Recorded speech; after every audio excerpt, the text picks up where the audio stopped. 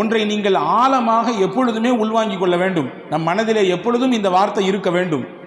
நாம் கேட்கிற எந்த துவாவும் வீணாகாது. வாழ்க்கையில் எந்த துவாவும் வீணாகாது. கிடைப்பதற்கு முன்பின் ஆகலாம். கிடைப்பதற்கு இந்த மாதம் கேட்டது அடுத்த மாதம், அல்லது இன்னும் 4 மாதம் கழிச்சு, அல்லது 1 வருஷம், அல்லது 4 வருஷம் கிடைக்கும். வீணாகாது. துவா வீணாகாது. நிச்சயமாக அல்லாஹ் அந்த துவாவிற்கு பதில் தருவான். ஏதோ ஒரு ரூபத்தில் தருவான். ஒன்று கேட்டதை கொடுப்பான், இல்லை என்றால் அந்த துவாவின் மூலமாக நமக்கு வர இருக்கிற ஆபத்தை பாதுகாப்பான். சொல்லி கேட்டிருக்கமா இல்லையா? நிமிஷத்தில் என் தலையே போயிருக்கும். நிமிஷத்தில் அந்த ஆக்சிடென்ட்ல நான் விழுந்திருப்பேன். 1 செகண்ட் தான், எப்படியோ தப்பிச்சேன். அது யாரோ செய்த துவா, அல்லது நாம் வாழ்க்கையிலே முன்னால் செய்த துவா. சகோதரர்களே, எந்த காலகட்டத்திலும் இதுதான் மூமியின் நம்பிக்கை. எந்த ஒரு நெருக்கடியான நிலை வந்த பொழுதிலும் கூட நாம் மனம் தளர்ந்து விடக்கூடாது. உறுதியான எண்ணத்தோடு அல்லாஹ் இருக்கிறான் என்ற நினைப்போடு நாம் பயணிக்க வேண்டும் என்பதை தான் இஸ்லாம் அழகாக நமக்கு கற்றுத்தருகிறது. ரசூலுல்லாஹி ஸல்லல்லாஹு அலைஹி வஸல்லம் சொல்வார்கள், அஜபன் லி அம்ரில் மூமின்.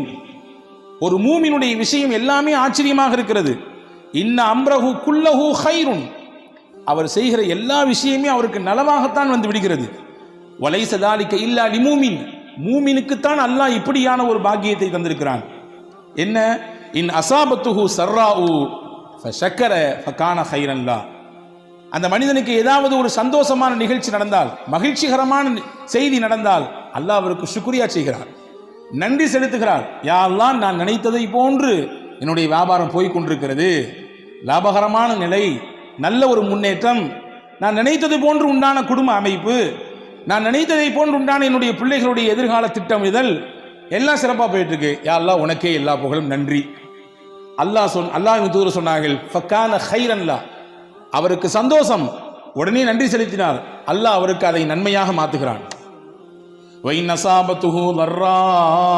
அவருக்கு ஏதாவது ஒரு தீங்கு ஏற்பட்டு விட்டால், கவலை ஏற்பட்டு விட்டால், மனதால் ஏதாவது துவண்டு விடக்கூடிய விஷயங்கள் நடந்து விட்டால், ஃபஸபர. அதிலே பொறுமையாக இருக்கிறார். எல்லாம் அல்லாஹ்வுடைய நாட்டம் என்று பொறுமை காக்கிறார். ஃபகான கைரன் லா. அந்த பொறுமை காக்கக்கூடிய விஷயமும் அவருக்கு நன்மையாக மாறுகிறது என்று நபிகள் பெருமானார் ஸல்லல்லாஹு அலைஹி வஸல்லம் அவர்கள் சொல்லித்தரக்கூடிய விஷயத்தை நாம் பார்க்கிறோம். எனவே அன்பர்களே, இன்னைக்கு கவலையினுடைய உச்சகட்டத்திலே மனிதர்கள் வாழ்வதை பார்க்கிறோம். WHO என்று சொல்லக்கூடிய வேர்ல்டு ஹெல்த் ஆர்கனைசேஷன் அது சொல்லுகிறது, உலகத்தில் எது பெரிய நோய், பெரிய நோயாக எது இருக்கிறது? இதய சம்பந்தப்பட்ட நோயா, அல்லது புற்றுநோயா, அல்லது வேற ஏதாவது ஸ்ட்ரோக் மாதிரி உண்டான விஷயமா? கிடையாது. ஸ்ட்ரெஸ் தான் பெரிய நோய், கவலை தான் பெரிய நோய். கவலை தான் எல்லா நோய்களுக்கும் மூலதனம் என்று சொல்லுகிறது. சிறுவர்களிலிருந்து பெரியவர்கள் வரை கவலையினால் பாதிக்கப்படுவதை பார்க்கிறோம். அப்படிப்பட்ட கவலையில் இருக்கக்கூடியவர்களுக்கு மாணவி ஸல்லல்லாஹு அலைஹி வஸல்லம் எந்த மாதிரியான போதனைகளை தந்திருக்கிறார்கள் என்பதை நாம் கவனிக்க வேண்டும். எனவே கவலை ஒரு மனிதனுக்கு உச்சகட்டமாக கூட கூட நல்ல நிலையில் இருப்பவரும் கூட சில நேரங்களிலே கொஞ்சம் தடுமாறி விடுகிறார் இல்லையா? பெரும் பெரும் பிரபலங்கள், பெரிய பெரிய துறை சார்ந்த வல்லுநர்கள், பெரிய பட்டதாரிகள், அவர்கள் கூட கடைசியிலே தனக்கு ஏற்படக்கூடிய இறுக்கத்தினாலே தன் வாழ்க்கையே முடிக்கக்கூடிய எல்லைக்கு போய் நிற்கிறார்கள். ஆனால் மார்க்கம் அதற்கு ஒருபொழுதும் அனுபவிக்கவே இல்லை. அல்லாஹ் அல் குர்ஆனிலே அழகாக சொன்னான். இந்த வசனங்கள் எல்லாம் நம்முடைய உள்ளத்திலே எழுதி வைக்கப்பட வேண்டிய வசனங்கள். வலனபுலுவன்னகும் பிஷைஇம் மினல் ஹௌஃப் வல்ஜூஇ வனக்ஸிம் மினல் அம்வால் வல்அன்ஃபுஸி வஸ்ஸமராத். உங்களை நாம் சோதிப்போம். எப்படி எல்லாம் சோதிப்போம்? மினல் ஹௌஃப், பயத்தை தருவோம், வல்ஜூ, பசியை கொடுப்போம், வனக்ஸிம் மினல் அம்வால், உங்களுடைய பொருளாதாரத்தில் இழப்பை ஏற்படுத்துவோம், வல்அன்ஃபுஸ், உங்களோடே சுத்தி வந்தவர்கள், உங்கள் உறவுக்காரர்கள், உங்களுடைய நண்பர்கள், உங்களுக்கு அறிமுகமானவர்கள், சொல்லப்போனால் உங்களுடைய ரைட் ஹேண்ட்னு சொல்ற அளவுக்கு, உங்களுடைய வலதுகை என்று சொல்லும் அளவிற்கு இருப்பவர்கள் பொசுக்குன்னு இறந்துடுவாங்க, திடீர்னு இறந்து போயிடுவாங்க. இதுவெல்லாம் சோதனையின் ரூபங்கள். சொல்லிட்டு அல்லாஹ் சொல்றான், ஃபபஷ்ஷிரி ஸாபிரீன். யார் இதிலெல்லாம் அல்லாஹ் நம்மோடு இருக்கிறான் என்று பொறுமையோடு இருக்கிறார்களோ அவர்களுக்கு சுபசோபனம் சொல்லுங்கள் நபியே என்று அல்லாஹ் அல் குர்ஆனிலே நபிகள் பெருமானா ஸல்லல்லாஹு அலைஹி வஸல்லம் மூலமாக நமக்கு சொல்லித் தருகிறான். அன்பு சகோதரர்களே, இதுதான் நமக்கான ஒரு உற்சாக பானம். அதில் சையதத்துனா உம்மு சுலைம் ரலியல்லாஹு தஆலா அன்ஹா, சையதுனா அபூ தல்ஹா ரலியல்லாஹு தஆலா அன்ஹு, 2 சஹாபா, ஒரு சஹாபி ஒரு சஹாபிய பெண்மணி. அபூ தல்ஹா கணவர், உம்மு சுலைம் மனைவி, பேர் பெற்ற பெண்மணி. இவரும் சாதாரணப்பட்ட சஹாபி அல்ல, வரலாற்று சிறப்புக்க புகழ்பெற்ற சஹாபி இவர். 2 பேருமே நல்ல ஒரு முன்மாதிரியான தம்பதிகள். இவர்களுக்கு அல்லாஹ் ஒரு குழந்தையை கொடுத்தான். குழந்தை பிறந்து வளர்ந்து கொண்டிருக்கிறது. அபூ தல்ஹா வெளிநாடுகளுக்கு வியாபாரம் செல்லக்கூடியவர். அப்படி ஒரு நாள் வியாபாரத்துக்கு வெளிநாட்டுக்கு போனார். போயிருக்கக்கூடிய அந்த கேப்பில் பிறந்த குழந்தை வளர்ந்துட்டு இருக்கக்கூடிய காலகட்டத்தில் திடீர்னு அந்த பிள்ளைக்கு ஏதோ ஒன்று செஞ்சுது. அந்த குழந்தை இறந்து போச்சு. வியாபாரம்லாம் முடிச்சுட்டு திரும்பி ஊருக்கு வர்றாரு. ஊருக்கு வந்த உடனே தன்னுடைய மனைவி இடத்திலே வர்றாரு. கணவன் நீண்ட நாள் கழித்து வந்திருக்கிறார், வியாபாரம் முடித்து வந்திருக்கிறார். எடுத்த உடனே அவர்கிட்ட சோக செய்தியை சொல்லி அவருடைய அந்த மைண்டை அப்செட் பண்ண வேண்டாம் என்று நினைத்த உம்மு சுலைம் ரலியல்லாஹு தஆலா அன்ஹா கணவனுக்கு சிறப்பான முறையிலே உணவு ஏற்பாடு செய்து விருந்தோம்பல் செய்தார். செய்து முடித்துவிட்டு அன்றைய பொழுது தன்னை முழுவதுமாக சிறப்பாக அலங்கரித்து கொண்டு அன்றைய தினம் தன்னுடைய கணவனோடு இல்லறத்திலே இணைந்தார். இணைந்ததற்கு பிறகு ஒரு அழகான ஒரு கேள்வியை எடுத்து வைக்கிறார் மனைவி உம்மு சுலைம் ரலியல்லாஹு தஆலா அன்ஹா. உங்கள்கிட்ட யாராவது ஒருத்தர் அமானீதத்தை கொண்டு வந்து கொடுத்து கொஞ்ச நாளைக்கு பின்னாடி என் பொருளை தாங்க திருப்பி அப்படின்னு கேட்டா நீங்களே வச்சுக்குவீங்களா? கேட்டவர் கேட்ட ஒன்று எடுத்து கொடுத்துருவீங்களா? என்னம்மா இது கேள்வி? அமானீதம் சொல்லி கொடுத்துட்டா உரியவங்க வந்து கேட்டால் கொடுக்க தானே செய்யணும். கொடுக்க மாட்டான், இது என்னோடது, நீங்கள் உங்களை யாருன்னு எனக்கு தெரியாது என்று சொன்னால் இது மோசடி அல்லவா? இது அநியாயம் இல்லையா? அக்கிரமம் இல்லையா? இதானே சரி? ஆமாம், இதான் சரி. உம்மு சுலைம் ரலியல்லாஹு தஆலா அன்ஹா தன்னுடைய கணவனிடத்திலே சொன்னார்கள், அல்லாஹ் நமக்கு அமானிதமாக பிள்ளையை தந்தான், கொடுத்தவனே எடுத்துக்கொண்டான். கொடுத்தவனே எடுத்துக்கொண்டான். நம்முடைய சக்தி எங்கே இருக்கிறது? அல்லாவின் சக்தியாச்சே. எனவே இன்னைக்கு எந்த குறையும் இல்லை, எல்லாம் பெர்ஃபெக்ட், 100%. கணவனுக்கும் எந்த பிரச்சனையும் இல்லை, மனைவிக்கும் எந்த பிரச்சனையும் இல்லை. குழந்தை ஏன் இல்லை? அல்லாஹ் நாடவில்லை, அவ்வளவுதான். இதுதான் உண்மை. எனவே நாம் புரியக்கூடாது நம் சக்தியின் மூலமாகத்தான் பிள்ளை, நம்முடைய ஆற்றல் நமக்கு இருக்கிறது ஆண்மை இல்லை இல்லை இல்லை, கிடையவே கிடையாது. ஹஜ்ரத் உம்மு சுலைம் சொன்னாங்க, கொடுத்தவன் அல்லாஹ், அவனே எடுத்துக்கிட்டான் திருப்பி. அபூ தல்ஹா ஆடி போய் விட்டார். மறுநாள் காலில் போய் அழுதுகிட்டே கண் கலங்கிட்டே ரசூலுல்லாஹ்ட்ட போனார். யா ரசூலல்லாஹ், செய்தியை கேட்டீங்களா? வெளியூருக்கு போயிட்டு வர்றதுக்குள்ள புள்ள இறந்து போச்சு. அது மட்டும் இல்லை, இந்த செய்தியை என் அந்த அம்மா எப்போ சொன்னாங்க தெரியுமா? எவ்வளோ தாமதித்து சொன்னாங்க தெரியுங்களா? எனக்கு வருத்தம் தானே இது என்று ஹஜ்ரத் அபூ தல்ஹா ரலியல்லாஹு அன்ஹு ரசூலுல்லாஹ்விடத்திலே சொன்ன பொழுது ரசூலுல்லாஹ் அழகாக ஒரு துஆ செய்தார்கள். பாருங்கள், நபியினுடைய துஆவுக்குரிய சக்தியை பாருங்கள். அல்லாஹ் நமக்கு எடுத்த விஷயத்திலே நாம் கொஞ்சம் பொறுமையாக இருந்தால் தரக்கூடிய பிரதிபலன் நம்மை ஆச்சரியப்படுத்தும், நம்மை அப்படி மெய்சிலிர்க்க வைக்கும். ரசூலுல்லாஹ் அழகா ஒரு துஆ செஞ்சாங்க. பாரக்கல்லாஹு ஃபீ காபிரி லைலத்திகுமா, அல்லாஹ் நீங்கள் நேற்று இரவிலே இணைந்தீர்களே அந்த இணைப்பிலே அல்லாஹ் பரக்கத் செய்வானாங்க. நீங்கள் இரவு நேற்று நீங்கள் கணவன் மனைவி இணைந்தீர்கள், அந்த இணைப்பில் அல்லாஹ் பரக்கத் செய்வானாக. அல்லாஹ் பரக்கத் செய்தான். அழகான ஒரு குழந்தை பிறந்தது. அந்த குழந்தைக்கு ஹஜ்ரத் ரசூலுல்லாஹ் தான் பேர் வச்சாங்க, அப்துல்லான்னு. வரலாற்று எழுதுகிறார்கள், அந்த அப்துல்லாவுக்கு பிறந்த எல்லா பிள்ளைகளுமே சீதேவியா வாழ்ந்தாங்க.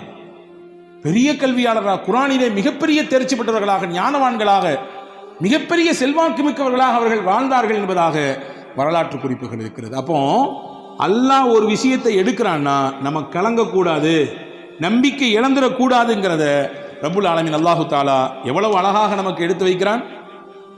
அதாவது சய்யிதத்துனா ஆயிஷா ரலியல்லாஹு தஆலா அன்ஹா வரலாற்றில் நீங்கள் தெரிந்து கொள்ள வேண்டிய முக்கியமான செய்தி இது.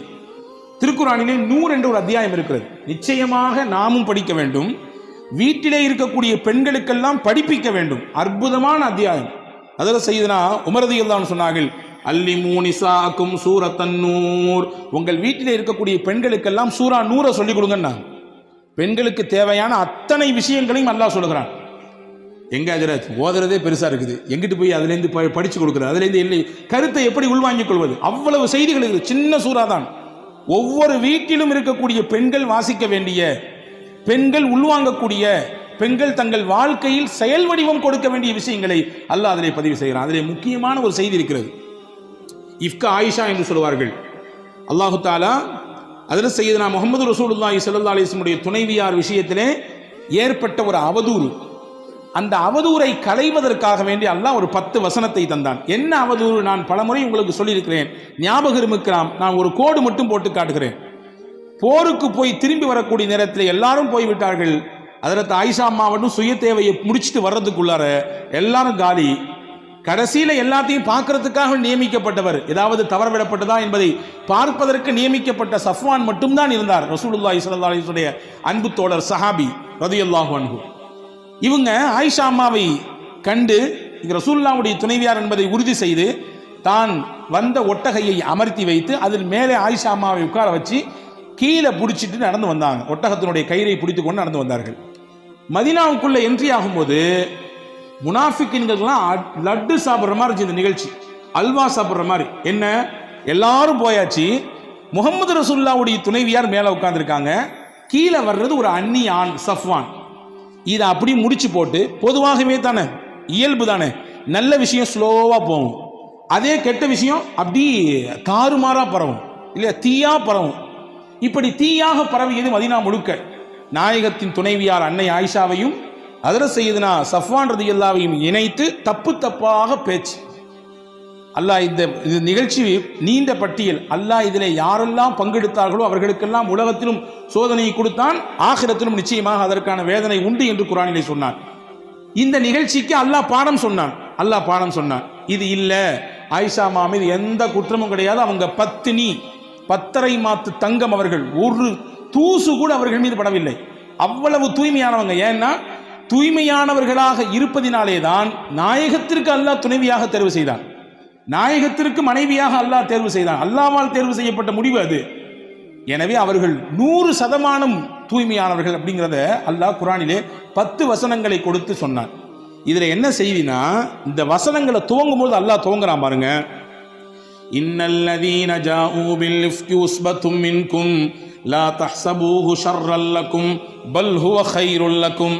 நபியே, அவதூறாக உங்கள் துணைவியாரின் மீது இட்டுக்கட்டி தேவையில்லாத பழிகளை சுமத்தி கொண்டு சில மக்கள் இந்த தெருவிலே ஊரிலே நடமாடி கொண்டிருக்கிறார்கள். லா தஹ்ஸபூஹு ஷர்ரல் லக்கும், இதை தீங்கு கெடுதி என்று நீங்க நினைக்காதீங்க. பல் ஹுவ கைருல் லக்கும், இது நன்மைன்றான் அல்லாஹ், இது நல்லதுன்றான். எப்படிங்க நன்மை? ரசூலுல்லாஹ்வுடைய குடும்பத்தின் மீது இப்படி பழி சுமத்திட்டாங்க, பொறுக்குமா? நமக்கு தாங்குமா? தாங்காது. அல்லாஹ் சொல்றான் நன்மை. எப்படி நன்மை? எப்படி நன்மை தெரியுமா?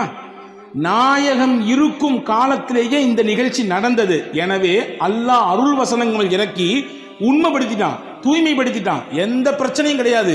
100% ரொம்ப தூய்மையானவர்கள் அப்படிங்கிறத அல்லாஹ் குர்ஆனின் மூலமாக நிரூபித்தான். இந்த குர்ஆன் நபியின் காலத்திலே இறங்கியது அந்த வசனம். இன்னைக்கு நம்ம பேசுறோம், நாளைக்கு பேசுவாங்க, 10 வருஷம் கழிச்சு பேசுவாங்க, 100 வருஷம் கழிச்சு பேசுவாங்க. உலக அழிவு நாள் வரை நாயகத்தினுடைய துணைவியார் தூய்மையானவர்கள், தூய்மையானவர்கள், தூய்மையானவர்கள் என்றதை பேசிக்கொண்டே இருப்பார்கள். வச்சுக்கங்களேன், ஒரு சின்ன கற்பனை. இதே நிகழ்ச்சி நாயகத்தின் வஃபாத்துக்கு பின்னால் நடந்திருந்தால், நாயகத்தினுடைய ஹயாத்துக்கு பின்னால் நடந்திருந்தால், அது இல்லைங்கிறத ப்ரூஃப் பண்ணிடலாம், வேற விஷயம். ஆனா குர்ஆன் வந்திருக்குதாவே, குர்ஆனினுடைய வசனம் யாரோடு முடிந்து போனது? நாயகத்தோடு முடிந்து போனது. ரசூலுல்லாஹ்வுடைய ஹயாத்தோடு அவர்களுடைய முடிவு குர்ஆனும் கத்தம் ஆயிடுச்சு. வஹி வராது. வஹி வரக்கூடிய காலத்திலேயே இந்த ஒரு செய்தி நடந்து, இப்படிலாம் கிடையாது, 100% பியூர், உங்க வீட்டு துணைவியார்கள் எல்லாம் அவ்வளவு தூய்மையானவர்கள் அப்படிங்கிறத அல்லாஹு தாலா அருமையான முறையிலே இங்கே உலக மக்களுக்கு பறைசாட்டினான். எனவே இது நன்மை தான், தீமைன்னு நினைக்காதீங்கன்னு அல்லாஹ் சொன்னான். அன்பர்களே, நாம் பார்க்கக்கூடிய விதத்தில் தான் இருக்கிறது. நமக்கு வரக்கூடிய விஷயங்கள் எப்படியானது என்பதை நாம் பார்க்கிற விஷயத்தில் தான் இருக்கிறது. கொஞ்சம் நமக்கு ஏற்படக்கூடிய சிரமங்களில், கஷ்டங்களில் கொஞ்சம் பொறுமையாக இருந்தால் அல்லாஹ் அதற்கு மிகச்சிறந்த பகரத்தை தருவான். ஒரு நிகழ்ச்சியை சொல்லுகிறேன் பாருங்கள். அபூ தல்ஹா ரதியல்லாஹு தஆலா அன்ஹு என்ற ஒரு சஹாபி, நபி ஸல்லல்லாஹு உம்மு சலமா ரதியல்லாஹு தஆலா அன்ஹா, அபூ சலமா ரதியல்லாஹு தஆலா அன்ஹா, இவங்க 2 பேரும் கணவன் மனைவி. கணவன் மனைவி, அதே நேரத்தில் சிறந்த கணவன் மனைவி. சிறந்த கணவன் மனைவி ஏன் சொல்றேன்னா, நாயகத்திரத்தில் என்னெல்லாம் கேட்டாங்களோ அதெல்லாம் ரசூலுல்லாஹ்ட்ட கேட்ட விஷயத்தை அப்படியே மனைவிட்டு அப்படி ஒப்பிச்சிருவாங்க. நல்ல விஷயத்தை ஷேர் பண்ணிக்குவாங்க. இன்னைக்கு எதெல்லாமோ பேசுகிறோம், எங்கெங்கே உள்ள விஷயத்தெல்லாம் பேசுகிறோம், குடும்ப விஷயத்தை எடுத்து பேசுகிறோம், மற்ற விஷயங்களை, நல்ல விஷயங்களை நாம் நம்முடைய துணைவியார்களோடு பகிர்ந்து கொள்கிறோமா, அதற்கு குடும்பத்தில் நேரம் வைத்திருக்கிறோமா என்றால் பல நபர்களுக்கு கேள்வியிலே இல்லை என்று தான் வருகிறது, இல்லையா? அபூ சலமா, ஹஸரத் அபூ சலமா நபியிடத்தில் கேட்ட விஷயத்தெல்லாம் ஷேர் பண்ணுவாங்க. அப்படி ஒரு நாள் ஒரு விஷயம் சொன்னாங்க. ரசூலுல்லாஹ் இன்னைக்கு ஒரு செய்தி சொன்னாங்க. என்ன தெரியுமா சொன்னாங்க?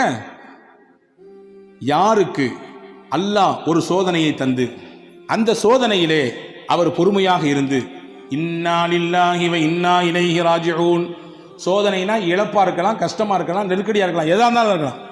இன்னாலில்லா சொல்லிட்டு ஒரு துவா சொன்னார். என்ன துவா? அல்லாஹும்ம அஜிர்னி ஃபீ முஸீபதி வக்லிஃப்னி கைரம் மின்ஹா. யா அல்லாஹ், எனக்கு இந்த இழப்பு ஏற்பட்டிருக்கு, இந்த கஷ்டம் ஏற்பட்டிருக்கு, இதுக்கு நீ தான் கூலி தரணும், நான் இழந்ததை விட சிறந்த பகரத்தை நீ எனக்கு தரணும் என்று ஒருவர் துவா செய்தால் அல்லாஹ் அவருக்கு ஏற்பட்ட இழப்புக்கும் கூலி கொடுப்பான், அவர் இழந்ததை விட மிகச்சிறந்ததையும் கொடுப்பான் அப்படின்னு ரசூலுல்லாஹ் சொன்னாங்கம்மா அப்படின்னு சொல்லி ஹஜ்ரத் அபூ சலமா உம்மு சலமா ரலியல்லாஹு இடத்திலே சொல்லி கொடுத்தாங்க. இது ஒரு செய்தி. கொஞ்ச நாள் கழிஞ்சது, உஹது யுத்தத்துக்கு போனாங்க அபூ சலமா. அவருக்கு ஒரு சின்ன காயம் பட்டுச்சு, திரும்பி வந்தாங்க, அந்த காயமே பெருசாகி கடைசியில் அதுவே மௌத்துல போய் விட்டுடுச்சு, இறந்துட்டாங்க. அப்படி ஒரு அந்யுன்யம். அவர்களின் வரலாற்றை நீங்கள் வாசித்தால் கண்ணீர் தொட்டு தான் பக்கங்களை திருப்ப வேண்டும். ஒரு குடும்பமே சேர்ந்து இந்த மார்க்கத்திற்காக தியாகம் செய்த ஒப்பற்ற குடும்பத்திற்கு சொந்தக்காரர்கள், கணவன் மனைவி சின்ன பிள்ளை, அவ்வளவு சிறப்பான ஒரு வரலாற்றுக்கு சொந்தக்கார பெண்மணி. கணவன் இறந்துட்டாங்க, தன்னந்தனியா மதீனா நிற்கிறாங்க, குடும்பம் கிடையாது, உறவு கிடையாது, யாரும் இல்லை. இப்போ அந்த அம்மாவுக்கு வரக்கூடிய சிந்தனை தான் கணவன் சொல்லி கொடுத்த அந்த ஹதீஸ் ஞாபகத்துக்கு வந்துச்சு. ஞாபகத்துக்கு வந்தவொடனே அந்த அம்மா அந்த ஹதீஸை அதை ஞாபகப்படுத்தி மறுபடியும் இன்னாலில்லா சொல்லிட்டு அல்லாஹும்ம அஜிர்னி ஃபீ முஸீபதி வக்லிஃப்னி கைரம் மின்ஹா இந்த துவா ஓதிட்டு சொன்னாங்க, ஐயு ரஜுலி கைரும் மின் அபீ சலமா. அபூ சலமா எனக்கு அப்படி ஒரு கணவர், அவரை மாதிரி உண்டா? அவர் இப்போ நான் இழந்துட்டேன், அவருக்கு நிகராக அல்லது அவரை விட சிறந்தவராக எப்படி யார் எனக்கு கணவராக வர முடியும் என்றான். ஒரு ஆற்றாமையில் அந்த அம்மா வெளிப்படுத்தினாங்க அந்த வார்த்தையை. வரலாற்றில் எழுதுறாங்க, அந்த அம்மா சொல்லிட்டு சொன்னாங்களாம், என்றாலும் ரசூலுல்லாஹ் சொல்லியிருக்காங்க, அதில் 100 இல்லை 1000 லட்சம் அர்த்தம் இருக்கும், நான் அல்லாஹ்வுக்காண்டி பொறுமையாகிறேன். அப்படியே வரலாற்றின் பக்கங்களுக்குள்ளே போனால் கொஞ்ச நாளைக்கு பின்னாடி அதில் அபூபக்கர் ரலியல்லாஹு பொண்ணு கேட்டாங்க, அபூ சலமா உம்மு சலமாவை மாட்டேன்ட்டாங்க. உமர் ரலியல்லாஹு பொண்ணு கேட்டாங்க, மாட்டேன்ட்டாங்க. கொஞ்ச நாள் கழிச்சு ரசூலுல்லாஹ்வே வந்து பொண்ணு கேட்டாங்க, உங்களை நான் நிக்கா செய்ய ஆசைப்படுறேன், நிக்கா செஞ்சுக்கிட்டாங்க. அன்பு சகோதரர்களே, அந்த அம்மா சொன்ன அந்த வார்த்தைக்கு அல்லாஹ் நிச்சயமாக நம்மை கைவிட மாட்டான், சிறந்த பகரத்தை தருவான். இழப்பு தான், ஈடு செய்ய முடியாத இழப்பு தான், கஷ்டம்தான், பொறுத்து கொள்ள முடியாத கஷ்டம்தான், என்றாலும் ரசூலின் வார்த்தைக்கு நான் முக்கியத்துவம் கொடுக்கிறேன், நிச்சயமாக நான் பொறுமையாக இருக்கிறேன் என்று சொன்னதற்கு அல்லாஹ் கொடுத்த கூலி நபியவே கணவனாக அல்லாஹ் மாற்றி கொடுத்தான். இப்போ நபியை விட உலகத்தில் சிறந்தவர் உண்டா? அபூ சலமாவை விட மிஞ்சியவராச்சே பெருமானா ஸல்லல்லாஹு அலைஹி வஸல்லம். எனவே வாழ்க்கையில் தன்னம்பிக்கை ஒருபொழுதும் இழந்துவிடக்கூடாது. சிரமங்கள் கஷ்டங்கள் வருகிற சமயத்தில் எப்படி ஒரு மனிதன் அதை கையாள வேண்டும், எப்படி தன்னுடைய வாழ்க்கைக்கு அதை அடுத்த கட்டத்துக்கு நகர்த்தி செல்ல வேண்டும், மொத்தமாக மனதால் துவண்டு எதையெல்லாமோ கற்பனை பண்ணிட்டு இப்படிலாம் நடந்துருமா இப்படிலாம் நடந்துருமா என்று யோசித்து கடைசியில் இருக்கிற வாழ்க்கையை நாம் சூனியமாக்கி கொள்ளக்கூடாது என்பதை மார்க்கம் அழகாக சொல்லித் தருகிறது. ஒரு 10 வயது சிறுவன் நடந்த உண்மை சம்பவம். அந்த சிறுவனுக்கு உடலிலே ஒரு பாதிப்பு. தாய் அழைத்து கொண்டு போகிறார். மருத்துவரிடத்தில் போய் எல்லாம் விசாரிச்சா கடைசியில் மருத்துவர் சொல்லியிருக்காங்க, புள்ள புற்றுநோயால் பாதிக்கப்பட்டிருக்காரு. அந்த அம்மாவால் தாங்க முடியல. எப்படி தாங்க முடியும்? 10 வயசு குழந்தைக்கு இப்படி ஒரு பிரச்சனைன்னா. பையன் வெளியே வந்தவனை கேட்டான், என்னம்மா எனக்கு பிரச்சனைன்னு. அம்மா சொல்லிச்சு, ஒன்றும் இல்லைடா தம்பி, உன் உடம்புல கொஞ்சம் பூச்சி இருக்காம்மா, வேற ஒன்றும் இல்லை அப்படின்னு சொல்லிச்சு. அந்த பையனுக்கு ஒரு இயற்கை பழக்கம் இருந்துச்சான், வீடியோ கேம் விளையாடுவான், எதையாவது ஷூட் பண்ணிக்கிட்டே இருப்பான். 6 மாதம் எந்த பிரச்சனையும் இல்லை. 6 மாதம் கழிச்சு மறுபடியும் ஹாஸ்பிட்டலுக்கு வர்றான். வந்த உடனே டாக்டருக்கு ஆச்சரியம், என்ன மிராக்கலாக இருக்குது, ஆச்சரியமாக இருக்குது, எந்த பிரச்சனையுமே இல்லை, எல்லாம் பியூராக இருக்கிறான் பையன், ஒரு புற்று கூடிய அந்த அடையாளமே தெரியலையே அப்படின்னு. அப்போ வெளியே வந்தோன்னு அம்மா கேட்டுச்சான், என்னடா தம்பி செஞ்ச நீ அப்படின்னு. நீ தான் சொன்னாலம்மா என் உடம்புல வந்து பூச்சி இருக்குன்னு. நான் வீடியோ கேம் விளாடும் போதெல்லாம் ஷூட்டிங் பண்ணும்போது நினச்சிக்குவேன், அந்த என் உடம்புல இருக்கக்கூடிய அந்த பூச்சியை நான் சுடுறேன், அந்த பூச்சியை நான் சுடுறேன் என்று ஒவ்வொன்றாக நினைத்து சுட்டேன் என்று அந்த பையன் சொன்ன பொழுது தாய் உணர்ந்ததாம், எவ்வளவு பெரிய ஒரு வார்த்தை, ஒரு நம்பிக்கை அவனுடைய உடம்பிலே மிகப்பெரிய மாற்றத்தை தந்திருக்கிறது என்று. எனவே அல்லாஹ் இருக்கிறான், எந்த கட்டம் வந்தாலும், எந்த சிரமங்கள் வந்தாலும், எவ்வளவு பெரிய நெருக்கடிகள் கவலைகள் வந்தாலும் அவன் இருக்கிறான் நம்மோடு என்ற எண்ணத்தோடு வாழ்க்கையில் நாம் பயணித்தால் எவ்வளவு